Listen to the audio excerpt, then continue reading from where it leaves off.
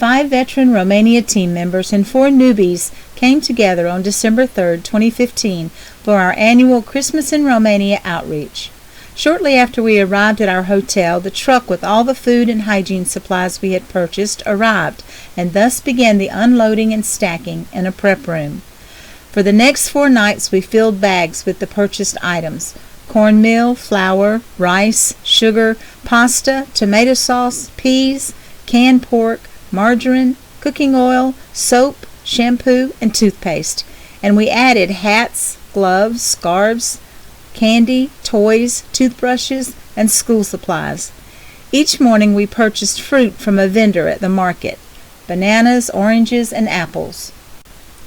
Early Saturday morning we loaded the bags we had assembled the previous evening and drove 2 hours to the village of Rebra to assist 49 families consisting of 365 people from 4 surrounding communities. A pastor of a local church allowed us to use the church facilities for distribution. Of course, the pastor took this opportunity to have a church service, so we had the pleasure of worshiping with this group of people. One team member, a youth pastor from Maryland, gave the message. Other team members shared testimonies, and one provided a special message for the children. During the service, some of the team members organized the bags for distribution. The process went very smoothly as the people lined up by families and patiently waited their turn. We prayed with some of the families. They were all very grateful for not only what we brought for them, but for the time we spent with them.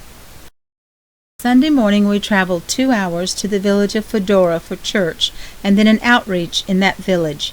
There were 62 families at the church consisting of 234 people. David shared an illustrated message about using the gifting that God has given us, and all the team members shared words of greeting. The pastor was very pleased and appreciative of the things we brought for the people. Splitting up into smaller teams, we were able to visit 25 families, which included about 80 people.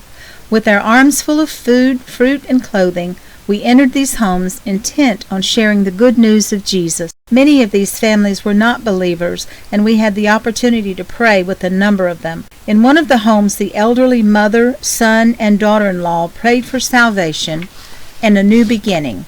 In another home, while the adults were in conversation, the children got into the bags and pulled out the toothbrushes and toothpaste and began brushing their teeth. One soon-to-be mom with several children whose husband is in jail was suffering with depression, and the team was able to pray with her and leave much-needed items to help the family through the winter months. The occupants of another home were a 95-year-old World War II veteran and his 88-year-old wife. They had recently celebrated their 68th wedding anniversary. Monday was filled with the laughter and activity of children. In the morning we went to a private preschool with 25 sweet little boys and girls ready to greet us with songs. These children are taught English and God's Word. As a team member began to tell the story of Adam and Eve, the children chimed in with intricate details of the story, including a little one who exclaimed in English, "And God cut off Satan's legs and he slithered away." What a joy it is to know these children are being taught about God. The teachers are very caring and take the job of teaching these children God's ways very seriously. Later in the day, we went to the Little House of Joy. This is the foster care program housing 9 children that have been placed in this home because of difficulties in the families. The director was working in a girls' home, but just last year was told they did not need her services anymore because they were unhappy that she was taking the girls to church. She has ventured out and started this home just a few months ago and is teaching the children the importance of having God in their lives. She has great vision for ministry, and we are happy to have been able to help with food, gifts for the children, and time just to love on those who have felt neglect. Tuesday was time for the elderly. We visited 2 elderly care facilities. Those ambulatory gathered in the dining room, and we sang songs and shared the good news of Jesus. We shared a craft and then split up into teams and went to each person's room who was non-ambulatory. In each room we spent time talking and sharing about God's love. Some wept as we touched their faces or held their hand. The small stuffed animals brought smiles and even laughter as they were clutched and even kissed.